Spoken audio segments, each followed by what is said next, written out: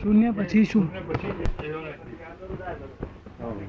If you are not existent, who will know the Shunya? If there is no existence, who will know the Shunya? So you are the original. શૂન્ય પછી વિકલ્પ અને વિકલ્પ પછી આ સંસાર પૂરો થયો. આપતવાણી શૂન્યમાંથી સર્જન થયેલું છે. દાદાને કોણ આપતવાણી એમણે વાંચી છે? એમણે આપતવાણી વાંચી છે. હા, બહુ સારું. I have digested as like as anything. એ કહે છે મેં એને digest I have digested as like as anything. And I feel that actually your motto and my motto are the same. And for that purpose I come over here. બરોબર, બહુ સારું. Or else I cannot come over here. બહુ સારું. બહુ આનંદની વાત છે. he has narrated that experience also to me. એમણે પોતાનો અનુભવ રાજનાભાઈને મેં કીધો. હા, બરોબર. પોતાનો અનુભવ વાંચી થયું કે એ અને આપ દાદાના વિચારો અમારા વિચારો એક જ છે. હા, બરોબર. એ એમણે દાદાભાઈને મેં કીધું. આત્મા છે ને, આત્મા એક જ વિચાર નથી બધો. એ થવો જોઈએ, એકાકાર થવો જોઈએ, અભેદ સ્વરૂપ થવો જોઈએ. ભેદ રહ્યો તો હરિભોજ કરે. એક જ્યાં સુધી ભેદ છે, હું છું, તમે છે, તો હરિભોજ કરે છે. તમારે કેવું છે?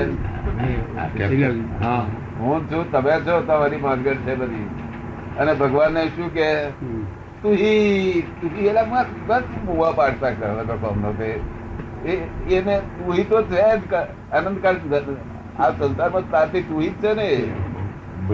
હું ઈ બોલ, હું જ છું. આવો નહીં ભાઈ, આવો ભગત આવો નહીં. હું ખાસ આમંત્રણ આપવા આવ્યો છું. આપને આમંત્રણ આપવા, દાદાને આમંત્રણ આપવા આવે છે. અને આપને મારે ત્યાં પધારવાનું. ત્યાંથી મારે ત્યાં રાધે શંભુ ત્યાં તે પ્રશ્ન પૂછાય. ચડાવી દીધી આ ચડાવજો. નમો વિતરાગાય. પરમાર્થિક સત્તા અને પરમાર્થિક સત્તાથી પ્રાતિભાષિક સત્તા બને. પરમાર્થિક સત્તાથી પ્રાતિભાષિક સત્તા બને. વેદાંતનું છે ઇન્ટરપ્રેટ કરો એમ. સત્તા બને. દાદા જરા ઓછું સાંભળે છે. એકના આધારે બે બની અને પ્રતિભાસ બની અને વ્યવહાર કાળ શરૂ થાય. એકના આધારે બે. હવે વ્યવહાર કાળમાં પરમાર્થિક સત્તા પૂર્ણ થઈ. પરમાર્થિક સત્તા પૂર્ણ રીતે છે. પૂર્ણ રીતે એની પૂર્ણ પરમાર્થિક સત્તા જ છે. હા. સાચી વ્યવહાર છે. એવું નહીં, વ્યવહારિક સત્તામાં પરમાર્થિક સત્તા પૂર્ણ રીતે છે. હોય નહીં તો થાય જ નહીં ને. વ્યવહારિક સત્તા જ થાય નહીં. એટલે આનું મૂળ છે તે પરમાર્થ સત્તા છે. વ્યવહારિક સત્તા તે આધાર છે. એટલે વ્યવહારિક સત્તા ની અંદર હોય જ. હોય અને ના હોય તો પછી એ આત્મા જ નહીં. ઉદારતા એ ગુણ છે. અને દરેક માણસ બિન સમજણે કે સમજણે આટલું ખાઈ, આટલા કપડા પહેરી અને બીજાને આપી દેતો જ હોય છે, ફક્ત ખબર વગર. હા, બેભાનપણામાં. એવી જ રીતે એ માનવ કોઈ પણ મોહ પાછળ જીવન નોછાવર કરવાની શક્તિ લે તો પરિણામ પૂર્ણ આવે. એવી જ રીતે કોઈ પણ માણસ મોહ પાછળ જીવન ન્યોછાવર કરી દેવાની શક્તિ પ્રાપ્ત કરે. મોહ પાછળ મોહ પાછળ જીવન નોછાવર કરવાની શક્તિ, તો એ ધ્યેયની પૂર્ણતાને પ્રાપ્ત કરે. તો એ ધ્યેયની પૂર્ણતાને પ્રાપ્ત કરે. પણ મોહની પાછળ નષ્ટવર કરે તો પછી મોહ કર્યો જ કરે લોકો. એમ આપની એક વાત. હવે વાત શું થયું કે પ્રેમ અને મોહ પેલામાં નોછાવર થવામાં બદલાની આશા છે, અને અહીં પ્રેમમાં બદલાની આશા નથી. એટલી શક્તિઓ એટલી શક્તિ એટલે શક્તિ દરેકમાં પડી છે. આ વ્યવહારિક સત્તામાં બધી શક્તિઓ છે. આ દુનિયામાં કોઈ પણ માણસ સત્ય પ્રેમ ની શરૂઆત કરે તે ભગવાન થાય. સત્ય પ્રેમ ની શરૂઆત કરે. સત્ય પ્રેમ માં નિર્ભેળ હોય. એમાં સત્ય પ્રેમમાં નિર્ભર હોય, પ્રેમમાં વિષય ના હોય, પ્રેમમાં લોભ ના હોય, પ્રેમમાં માન ના હોય, તો એ નિર્ભેળ પ્રેમ એ ભગવાન બનાવે, સંપૂર્ણ બનાવે. એક આપને વાત રસ્તા તો છે, બધા હેલા છે, પણ થવું મુશ્કેલ છે ને. થવું મુશ્કેલ છે એવું કહેવાથી શું થાય છે બાપુ? એક હું આપને કહું કે થવું મુશ્કેલ છે એવું કહેવાથી આ જે બેઠા છે ને, આ બેઠા છે એ બધા જીવન મુક્ત થવાનું તો બતાવો અને કામ એમનું ચાલુ રહે તો માને, નહીતર તો કે આ બધું છોડી જવાનું હોય તો અમારે નથી જોઈતું દાદા એમ નથી તરત કે એ નથી પણ એવું નથી કહેતા. આ તો એક છોડવા તો કોઈ નવરો જ નથી ને. નવરો એટલે અમે કહીએ છીએ કે તમે પરણેલા મારી પાસે આવો, તમને મુક્તિ કરાવડો. હા. તો છોડવા કેટલા કરાવડા? 5 નથી માણસ છોડવા તે. હા. આ ઉપરથી આપણને એક સમજાય છે કે વ્યવહારિક સત્તામાં જો એને ઈશ્વરી લાઈન બતાવવામાં આવે તો એને મોડ કરવાની જરૂર નહીં, એને સ્વાભાવિક થઈ જાય, આખું સ્વાભાવિક છે. સ્વાભાવિક થઈ જાય. બસ આટલી જ વાત. દ્રષ્ટિ change થઈ જાય. આ દ્રષ્ટિ ચેન્જ થઈ જાય, બીજું કઈ નહીં. એનામાં આવડે છે બધું. આપનું શું કહેવું છે બોલો ને. બધા ખુલાસા કરી લેજો. કોઈ પેલો ભેગા થાય નહીં. જ્ઞાની પુરુષ થયા તો આપણે કામ કરવું. તમે પેલું શૂન્ય થી આગળ છે વાત કરો.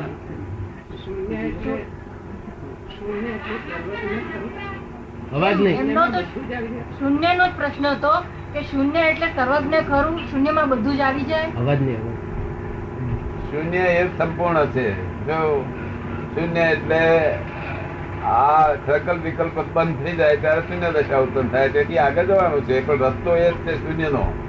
આગળ જવાનું એટલે આગળ જવાનું એટલે બે. ક્યાં?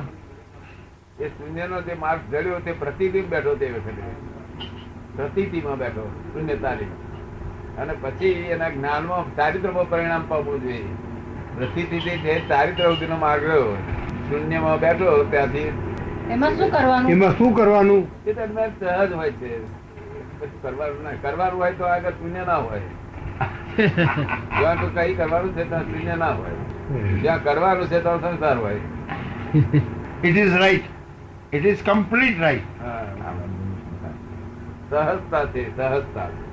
ના પણ એમને પેલું પ્રતિદિનનું એક્સપ્લેન તો આ જો. કર્યું. Explain કરવા દો ને, પૂછવા દો ને, એમને free- નહીં તો હું જરા ભાઈ ઉમેરો કરું આપનામાં ભેગો. નહીં, એમને પૂછવા છે.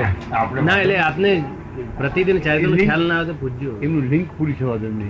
એમને જે પૂછો લિંક પૂરી છે ને ઠીક છે. આ પૂર્ણતા દ્વૈતમાં છે અને શૂન્ય અદ્વૈતમાં છે. જો હમ.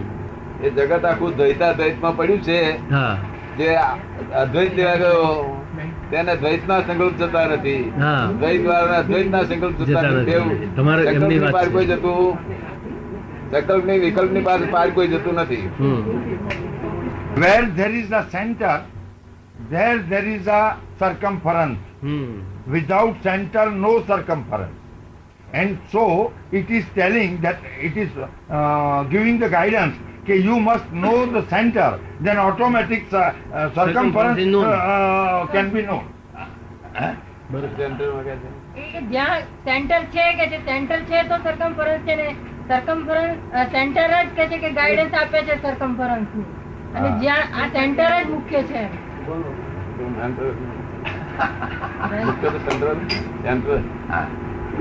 કહ્યું લે ને? સેન્ટર પૂર્ણાહુતિ છે. પૂર્ણાહુતિ. Center પૂર્ણ. બસ એ. અને એટલે રિલેટિવ વ્યૂ પોઈન્ટ દાદા સર્કમ્ફરન્સ ઉપર છે ને. તેથી અમે કહીએ છીએ અમે સેન્ટરમાં જઈને બોલીએ છીએ. અમારે કોઈ જોડે મતભેદ નથી. આ વર્લ્ડમાં કોઈ પણ માણસ જોડે અમારો મતભેદ નથી. એટલે રિલેટિવ વ્યૂ પોઈન્ટ સર્કમ્ફરન્સ માં ને. રિલેટિવ વ્યૂ પોઈન્ટ બધા સર્કમ્ફરન્સ બધા માં છે. relative છે. અને સેન્ટરમાં રિયલ. સેન્ટરમાં એ જ વાત છે. પૂછો બેન, પૂછો. બધું ખુલાસા કરવા છે. અહીં તો એવું નથી કે તમારું નહીં, હાથ- ગમે તે તમારું પૂછો, ખોટું, ગમે તે મારું હાથ પૂછો. એવું કઈ છે નહીં. આપણે બધા એક જ છીએ. એક જ છીએ. ફક્ત બુદ્ધિ એ જુદા પાડ્યા છે. બુદ્ધિ શું કે હું સ્ત્રી છું, આ પુરુષ છે, એવું તો કશું છે નહીં. રાતે 12 વાગ્યા પછી કોઈ પુરુષ કે સ્ત્રી હોતો જ નથી. આત્મા જ હોય. રાતે 12 વાગ્યા પછી ભર નિંદ્રામાં બધાની અંદર એક જ જાગે અને ખાધું પચાવે ને હવારે તાજા માજા ઉઠાડે એવો એક જ જાતનું કામ કરનારો દરેકની અંદર હોય. એમાં શંકા વગરની વાત. આ તો નિરંતર કહે છે કે છે રાત્રે એ જ 12 કેસ, એ જ કેસ પચાવવાનું મારા છે. સાહેબ કેવું છે રાત્રે 12 વાગ્યા પછી સ્ત્રી પુરુષ નો ભેદ હોતો જ નથી કે છે. સુષુપ્તિમાં સુષુપ્તિમાં અવસ્થામાં દરેક હોય છે અને પચાવે છે ખાધેલું. અંદરની શક્તિ બધાની એક સરખી જ કામ કરતી હોય છે, બધાને ખોરાક પચાવી આપે છે અને સવારે તાજા માજા કરી આલે છે કે છે. That is the actual realization, experience and realization of it, and every day in the sound sleep. But he has not realized actually how it is to be. That's the point. That is. તો સ્ત્રી પુરુષ એકલા જ ભેદ નથી, આ બધા માણસે માણસે ભેદ છે, દરેક માણસે. એ બુદ્ધિ ભેદ પાડે છે, આવું ને હતું. મોક્ષ બધાને માટે કી જરૂરી છે ખરો? મોક્ષ બધાને માટે કે જરૂરી છે કઈ ખરો? જરૂર નથી. જેને આ સહન ન થતું હોય, આ સંસારી દુઃખ, તેને જ મોક્ષ ની જરૂર છે. બીજું સહન થતું હોય તેને વાંધો નથી. એટલે સંસારમાં રહીને પણ મોક્ષ ની સ્થિતિમાં રહી શકાય ખરું? સંસારમાં રહીને પણ મોક્ષની સ્થિતિમાં રહી શકાય ખરું? બહુ થઈ ગયું. અમુક ફરજો બજાવવાની હોય. સંસાર જ છે. ત્યાગી એ સંસારી છે અને ગ્રહસ્થી સંસારી છે. ફક્ત લિંગ ફેર છે. પેલું ત્યાગી લિંગ છે ને ગ્રહસ્થ લિંગ છે. ત્યાગી ને ત્યાગ નો કેપ હોય અને ગ્રહસ્થ લેવાનો કેપ હોય. બંને કેફી છે. Intoxicated, both are intoxicated. Intoxicated, no doubt. And he is in his renunciation and he is in possession. એટલે સંસારમાં કઈ હરકત કરતું નથી. એક બેન અને મોક્ષ એ તો આ મોક્ષ બાપુની એ તો વાતનો આપની સાથે ખુલાસો બહુ જ સરળતાથી છે. કૃષ્ણ નીતિ અને જનક વિદેહીની નીતિ એ કહે છે કે દરેક કામ બધા સંસારના થાય, પૂર્ણ થાય અને શ્રેષ્ઠ થાય. કેવી રીતે? જીવન મુક્ત અવસ્થાથી. આ એનો શબ્દ છે. જીવન મુક્ત અવસ્થાથી, કૃષ્ણ નીતિથી અને જનક વિજયી જે જીવન જીવ્યા એ રીતે આખું જીવન બધું કર્મ કરવા છતાં કોઈ પણ કર્મમાં પૂર્ણ શ્રેષ્ઠતા પ્રાપ્ત કરીને થઈ શકે એમ. એટલે એમ કે કલુષિતતા અગર ઓછાપણું એ પણ ના આવે, પૂર્ણતા પામે. આ એમનો મૂળ સવાલ છે અને એને જ મુક્તિ કહેવામાં આવે છે. એ મુક્તિનો અર્થ એક જ છે કે બંધનનો સ્વીકાર થાય એને મુક્તિ આપવાની હોય. પણ જ્યાં બંધનનો સ્વીકાર જ નથી ત્યાં મુક્તિનો ક્યાં સવાલ ઉભો થાય? પણ એક વાત ચોક્કસ કે આ પૂતગળમાં આવ્યા પછી એ પૂતગળના ભાવમાં આવી જવાથી એને બંધનના બધા વિચારો લાગુ પડે છે. બધા આ પૂતગળ ભાવમાં આવવાથી, બાકી કઈ હોતું નથી. આ મનુષ્ય માત્ર બધા ઉઘાડી કે ઊંઘે છે, બસ બીજું કશું કરતા નથી. એક ઉઘાડી આંખની ઉઘાડી એમની ઊંઘવાની બાપુની વાત કહું. વેપારી જાણે છે કે ઘરાક આવે વિના રોટલા ના મળે અને ઘરાકને બકરો સમજે છે. હવે આને ચા ભગવાન સમજતો નથી કે એનાથી રોટલા ભેગા થઈ જાય છે. હવે આમાં ક્યાં ફેર છે? અનુભવ છે. He has got the experience. પણ દાદાએ વેપાર કરેલો જ છે ને, આવી રીતે કરેલો, ભગવાન સમજીને કરેલો. બસ એ સમજીને જ વેપાર થાય. પોલીસને પણ એમણે આજ સવારે કહેતા હતા હા. કે એમ કહ્યું કે ભાઈ જેલમાં લઈ જવું હોય તો લઈ જા, અમારે ઘરનું બારણું વાંકવું પડશે, જેલમાં તો પોલીસને વાંકવું પડશે, અમારે શું?